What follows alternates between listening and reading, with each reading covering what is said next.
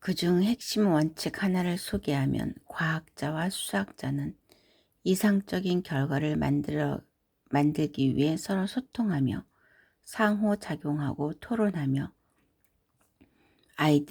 아이디어를 공유해야 한다는 것이다. 사이먼스의 원칙이 너무나 당연한 것으로 보일지 모르겠지만 어떤 면에서는 매우 급진적이었다. 르네상스에서 가장 뛰어난 직원들 대다수는 경력 초창기 때부터 다른 사람과 팀을 이뤄 함께하는 연구가 아니라 각자 개인 연구에 엄청난 노력을 기울인 끝에 성과를 이루고 인정받았다. 실제로 재능이 뛰어난 금융 분석가들은 다른 이들과 함께 일하는 것이 가장 불편한 사람일 수도 있다. 산업계의 전에 내려오는 고전적인 농담 중에 대화하는 동안 자신의 신발이 아니라 상대방의 신발을 응시할 정도면 외향적인 수학자라 할 수 있다라는 농담이 있다. 그들이 그 정도로 외향적이지 않다는 뜻이다. 트레이딩 업계의 경쟁 기업들은 종종 이 문제를 다루기 위해 연구원들이 고립된 환경에서 일할 수 있게 하고 때로는 서로 경쟁하게 만든다. 이와 달리 사이먼스는 메달리온이 단일 트레이딩 시스템을 사용하는 다른 접근 방식을 고집했다. 모든 직원은 수익을 올리기 위한 알고리즘을 뒷받침하는 모든 소스 코드 하나하나를 언제나 접할 수 있으며 기업 내부 네트워크를 통해 누구나 이해하는 일반 문장으로 읽을 수 있다. 코드의 최고 경영진만 접근할 수 있는 비밀스러운 부분은 전혀 없었다. 트레이딩 시스템 개선을 위해 누구라도 변경 실험을 할 수 있었다. 사이먼스는 연구원들이 비공개 프로젝트를 채택하는 대신 아이디어를 서로 교환하기를 바랬다. 사이먼스는 흔치 않은 개방형 문화를 조성했다. 직원들은 동료의 사무실을 돌아다니며 의견을 제시하고 협업을 추진했다. 업무에 차질이 생기면 과학자들은 새로운 프로젝트로 옮겨가는 대신 하던 일을 동료들과 나누고 도움을 요청했다. 사이먼스의 표현처럼 유망한 아이디어가 헛되이 버려지는 일이 절대로 생기지 않게 했다. 여러 그룹들은 정기적으로 만나 자신들의 진전 사항을 놓고 세세한 부분까지 토의했고 사이먼스가 던진 꼼꼼한 질문들을 처리했다. 대부분의 직원은 작은 구내식당에 옹기종기 모여 동네 식당에서 주문한 음식으로 점심을 함께 먹었다. 사이먼스는 1년에 한 번씩 직원들과 배우자들을 이국적인 휴양지로 초대해 동지애를 강화했다. 동료들에게서 받는 긴장감과 압박감이 매우 중요한 동기부여 도구로 작용했다. 연구원과 프로그래머는 프레젠테이션을 준비하는 데 많은 시간을 들였다. 그들은 스스로 박차를 가하며 도전적인 문제를 끈기 있게 풀어나가고 독창적인 방식을 개발해 서로에게 깊은 인상을 남길 수 있기를 열망했다. 최소한 동료들 앞에서 창피당하는 일은 없기를 바랬다. 프레이는 말한다. 많은 진전을 이루지 못한 압박을 느낍니다. 그것이 바로 자신의 가치와 자존감을 결정하는 방식이었습니다. 사이먼스는 직원들이 기업 전체의 성공에 집중하도록 만들기 위해 보상을 활용했다. 직원들은 6개월마다 보너스를 받았는데 메달리온이 특정 수익 수준을 넘었을 때만 받을 수 있었다. 르네상스는 보너스 중 일부를 몇 년간에 걸쳐 지급하며 인재들이 더 오래 머무르게 했다. 직원들이 새로운 신호를 발견했든 데이터를 정제했든 아니면 특별히 주목받지 못하는 과제를 했든 상관없었다. 맡은 일을 잘 해내고 메달리온이 많은 수익을 내기만 하면 그들은 보너스 포인트를 받았고 이 포인트는 르네상스의 수익풀의 일정 퍼센트지에 해당하며 명백하고 이해하기 쉬운 공식에 따라 주어졌다. 르네상스의 하부 조직 최고 관리자였던 글렌 휘트니는 당시 상황을 이렇게 설명한다. 직원들은 자신에게 적용될 공식을 새해 첫날부터 알고 있습니다. 자신의 지위에 따라 달라지는 두어 가지 개수를 제외하면 다른 모든 사람들의 공식과 동일합니다. 더 많은 보너스를 받고 싶다고요? 그러면 무슨 수를 써서라도 펀드가 더 많은 수익을 올릴 수 있게 하면 됩니다. 즉, 새로운 예측 소스를 발견하고 프로그램 오류를 수정하며 프로그램 속도를 높이며 훌륭한 아이디어를 지닌 건너편 사무실 여성 직원에게 커피를 가져다 주는 등 보너스는 상사가 당신이 맨 넥타이를 좋아하는지 여부가 아니라 펀드가 얼마나 좋은 성과를 내는지에 달려 있습니다. 사이먼스는 기업 지분의 10%를 라우프에게 넘겼다. 이후 브라운과 머서 그리고 당시 최고 재무 책임자였던 마커 실브를 비롯한 다른 멤버들에게 꽤 많은 지분을 주며 르네상스의 지분을 공유하기 시작했고, 이 과정을 통해 그가 소유한 지분은 50%가 약간 넘는 수준으로 줄었다. 성과가 뛰어난 다른 직원들은 르네상스 주식을 사서 지분을 소유할 수 있었다. 또한 메달리온 펀드에 투자할 수도 있었는데 이는 아마도 직원들이 누릴 수 있는 가장 큰 특전이었을 것이다. 사이먼스는 엄청난 위험을 감수했다. 아주 뛰어난 연구원은 관대함이 널리 퍼져 있는 수평적인 조직에서 사람들의 눈에 띌 만큼 자신이 두드러지기 어려우면 좌절하는 경향이 있다. 시스템 코드를 직원들에게 완전히 개방한 탓에 직원들은 퇴사 후 경쟁 기업에 입사해 르네상스의 비밀을 활용할 수도 있었다. 하지만 직원 중 대다수가 월스트리트에 별로 익숙하지 않은 학계 출신의 박사들이라 사이먼스는 그들이 변절할 확률이 비교적 낮다고 믿었다. 유난히 부담스러운 평생 비밀 유지 합의서와 비경쟁 계약서도 이런 위험을 낮추는데 한몫했다. 훗날 그들은 그런 합의서가 직원들이 기업의 지적재산권을 빼가는 위험을 없애지 못한다는 사실을 알았다. 거래를 마무리 짓는 몇몇 전형적인 트레이더를 제외하면 르네상스의 많은 직원들은 부를 우선순위에 두지 않는 것 같았다. 유명한 컴퓨터 공학자 피터 웨인버거가 1996년에 면접을 보러 갔을 때 그는 주차장에 서서 곧 만날지도 모르는 연구원들의 재산 정도를 가늠하다가 웃음을 참지 못했다. 웨인버거는 세턴, 코롤라, 캠리 등 오래된 형편없는 차들만 주차장에 가득했던 것으로 기억한다. 일부 직원은 메달리온 펀드가 수익을 내는지 아니면 손실을 입는지 몰랐다. 심지어 몇몇은 르네상스 웹페이지에서 월별 성과 수치를 어떻게 찾는지도 몰랐다. 메달리온이 연속으로 손실을 내는 기간에도 이를 의식하지 못한 직원들이 태평스럽게 사무실을 돌아다녀 문제의 심각성을 잘 아는 다른 직원들을 짜증나게 만들기도 했다. 늘어난 재산에 당황스러워하는 듯한 직원들도 있었다. 1997년 한 그룹 소속 연구원들이 군의 식당에서 수다를 떨고 있을 때 어느 연구원이 동료들 중에 비행기 1등석을 타본 사람이 있느냐고 물었다. 그 자리에는 침묵만 흘렀다. 어느 누구도 그랬던 적이 없는 것 같았다. 마침내 당혹스러워하던 한 수학자가 입을 열었다. 자신은 그런 경험이 있다고 말하며 뭔가 설명해야 할 것 같은 표정으로 덧붙였다. 아내가 고집을 피워서 말이야. 메달리온의 인상적인 수익에도 불구하고 채용은 여전히 어려울 수 있었다.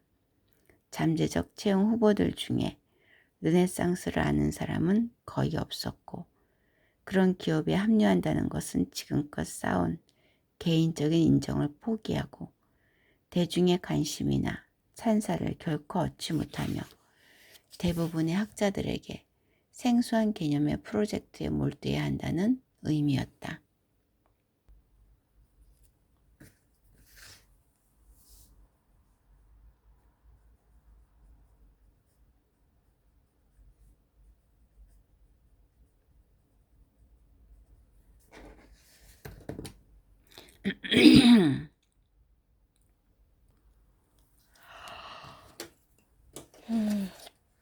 명백한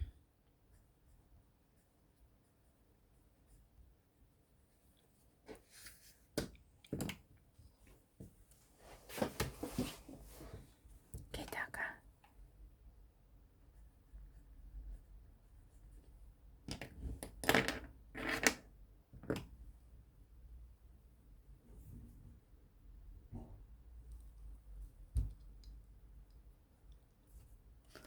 말이 안 되는 채트한테 분명히 외임 따른다. 말이 안 되는 전략을 채택하는 데는 분명 위험이 따른다. 이런 전략을 뒷받침하는 패턴들이 의미 없는 우연에서 비롯될 수도 있기 때문이다. 데이터 분류에 충분한 시간을 쓰면 뛰어난 수익을 창출하지만 우연히 생성된 트레이드를 어렵지 않게 확인할 수 있다. 퀀트 투자가들은 이처럼 결함이 있는 방식을 데이터 과적합이라 부른다. 뒷받침할 논리가 거의 없는 신호에 의존하는 어리석음을 강조하기 위해 퀀트 투자가 데이비드 라인베버는 훗날 미국 주식 수익률이 방글라데시의 연간 버터 생산량과 미국의 치즈 생산량, 방글라데시와 미국의 양 개체수 데이터를 결합함으로써 99%의 정확성으로 예측될 수 있다고 밝혔다. 르네상스 연구원들이 종종 제시하는 해결 방안은 정확히 이해하기 힘든 신호들을 트레이딩 시스템에 포함시키되 이례적인 현상이 나타난 이유를 분명히 이해할 때까지 그런 신호에 배당하는 자금을 최소한 초기에는 제한하는 것이었다. 시간이 지나면서 연구원들은 타당한 근거를 자주 찾았다. 이는 그런 현상을 무시하는 경쟁자들을 메달리온이 따돌리는데 힘을 보탰다. 궁극적으로는 합리적인 신호와 강력한 통계적 결과를 지닌 놀라운 트레이드와 몇몇 특이하지만 너무나 신뢰할 수 있어 무시하지 못하는 신호들을 혼합하는 방식에 이르렀다. 그로부터 몇 년 뒤 사이먼스는 이렇게 설명했다. 우리는 이 신호가 합리적인 것으로 보이는 행동 방식과 관련이 있는가? 라는 질문을 합니다. 천문학자가 은하계에서 일어나는 특이한 현상을 지속적으로 살펴보려고 강력한 기계를 설치하는 것처럼 르네상스의 과학자들은 미처 못 보고 넘어간 패턴과 특이점을 찾을 때까지 자신들의 컴퓨터가 금융시장을 자세히 파고들며 모니터링할 수 있게 프로그램했다. 그런 신호들이 일단 유용한 것으로 판명되고 르네상스가 그에 따른 트레이드에 얼마의 자금을 투입할지 결정하면 그 신호들은 시스템에 입력되고 어떠한 방해도 받지 않고 나름의 역할을 하게 내버려둔다. 당시 메달리온은 시스템이 스스로 학습하는 일종의 머신러닝 형태의 전략에 점점 더 의존했다. 충분한 데이터가 공급된 컴퓨터는 자체적으로 해답을 내도록 훈련돼 있었다. 예를 들어 지속적으로 수익을 내는 트레이드에는 누구의 승인도 받지 않고 심지어 아무도 모르는 상태에서 자동으로 더 많은 자금이 투입됐다. 비록 르네상스의 통계적 차익 거래 팀이 관리하는 자금은 여전히 적었지만 그들의 전망에 대해 사이먼스는 더욱더 관심을 보였다. 르네상스 미래에 점점 더 자신감이 생기면서 근처에 있는 목재와 유리가 혼합된 단층 건물로 이전했다. 그곳의 각 사무실에서는 근처 숲의 편안한 전원 풍경을 즐길 수 있었다. 이제 르네상스 본사는 체육관과 조명시설이 설치된 테니스장, 벽난로가 있는 도서실, 미적 감각을 살리는 노출기둥, 사이먼스가 2주에 한 번 학자들을 초대해 금융과 별 관련 없는 주제로 세미나를 개최하는 대형 강당을 갖췄다.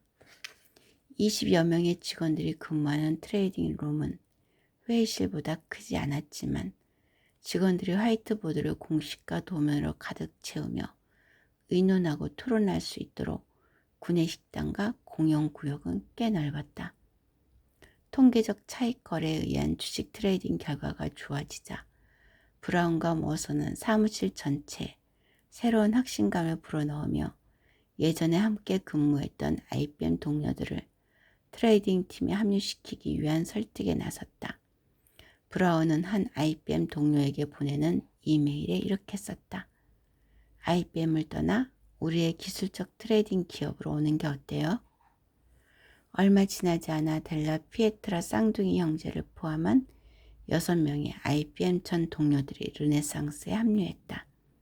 엄청나게 많이 수집한 호두깎이 인형과 동료들이 그룹 이메일을 보낼 때 자기 이름이 동생 빈센트의 이름보다 반드시 앞에 와야 한다는 스티븐의 고집으로 잘 알려진 쌍둥이 형제는 많은 컴퓨터와 네트워크에 연결되어 있고 수십만 개의 코드 라인으로 구성된 주식 거래 시스템 속도를 끌어올리는 일을 맡았다. 열정적이며 에너지가 넘치는 브라운은 외발 자전거를 타고 동료들과 거의 부딪힐 정도의 빠른 속도로 복도를 달리며 연속되는 회의에 참석했다. 밤 시간 대부분을 사무실에 있는 접이식 침대 옆 컴퓨터에서 일하며 보내다 지치면 잠깐씩 눈을 붙였다. 한 번은 복잡한 프로젝트에 밤늦게까지 몰두하다가 그 시간에도 넘쳐나는 에너지를 주체 못하고 집에서 쉬고 있는 부하 직원에게 긴급한 질문을 하려고 수화기를 들었다. 이를 본 동료가 브라운이 다이얼을 돌리기 전에 막으며 말했다. 이봐 피터, 전화하지 마. 지금 새벽 2시야. 브라운은 당황한 표정을 지었고 동료는 이유를 굳이 말해줘야 했다. 그 친구가 새벽 2시에 답을 해야 할 만큼 많은 연봉을 받지는 않아. 좋아. 그러면 그의 연봉을 인상하면 되겠네. 어쨌든 지금 반드시 전화해. 전화해야 해. 브라운의 대답이었다. 브라운의 아내 마거릿 함브로크는 뉴욕시 보건국장으로 6년간 일하며 여러 사업을 추진했다. 특히 HIV, 인간 면역 결핍 바이러스 전염을 막기 위해 주사기 교환 프로그램을 도입한 것으로 잘 알려져 있다. 1997년 함부르크와 자녀들은 워싱턴 DC로 이사했고 그곳에서 함부르크는 미국 보건복지부의 고위직을 맡았다. 이후 미국 식품의 약국의 국장 자리까지 올랐다. 브라운은 주말에 가족들과 시간을 보내기 위해 워싱턴 DC로 가기도 했지만 일에 점점 더 많은 시간을 보내며 그룹 내 동료들에게 브라운의 집중력을 따라가야 한다는 압박감을 불러일으켰다. 저녁을 겸한 회의를 하느라 몇 주 동안 힘겹게 돌아다닌 후 브라운은 친구에게 가족과 떨어져 있을 때는 그냥 일하는 게 좋다라고 설명했다. 분석적이며 감정을 드러내지 않는 머서는 늘 초조한 파트너에게 천연 진정제 역할을 했다. 그도 열심히 일하지만 대략 6시쯤에는 퇴근하기를 좋아하며 사무실 밖에서는 드라마에 더 많은 관심을 보였다. 몇 년 전 머서의 막내딸 헤더 수는 플레이킥을 연습할 수 있도록 집 근처 미식축구장에 함께 가서 장난감 미식축구공을 잡아달라고 아버지에게 부탁했다. 머서는 한 기자에게 나는 막내딸이 그냥 심심풀이로 킥을 하는 줄 알았다 라고 했다. 헤더수는 공을 하늘 높이 똑바로 차올라 아버지를 깜짝 놀라게 했다. 그녀는 고등학교의 선발 키커로 활약했고 졸업 후에는 듀크 대학교에 입학해 미식축구 대표팀 선수로 뽑혔다. 미국 대학 리그 일부 소속 미식축구팀 선수 명단에 이름을 올린 첫 번째 여성이 됐다. 이름의 미식축구팀 코치는 헤더스를 팀에서 제외시켰는데 경쟁학교 코치가 여성 키커를 둔 자신을 놀린 탓에 당혹감을 느껴 그랬다는 사실을 이후에 인정했다. 1998년 대학 졸업 후 헤더스는 듀크 대학교의 차별행위에 소송을 제기했고 징벌적 손해배상금으로 $200만 받아냈다. 사무실에서 머서는 성격의 새로운 단면을 드러내기 시작했다. 함께 점심을 먹을 때 직원들은 논란이 많은 주제를 피한다. 하지만 머서는 달랐다. 일 관련 회의에서는 거의 발언을 안 하지만 식사를 함께 할 때면 이상하게도 말이 많아졌다. 근본 위제를 지지하고 총기 소유자가 많아지면 범죄가 줄어든다고 주장하는 존 R. 로트 주니어에 져서 늘어나는 총기, 줄어드는 범죄에 강한 애착을 보이는 등 그의 일부 견해는 보수적인 신념을 반영했다. 보다 인스타파적인 견해들도 있었다. 그는 휘발유 값이 오르고 있어. 우린 정말 이런 문제점을 해결해야 해. 라고 말하기도 했다.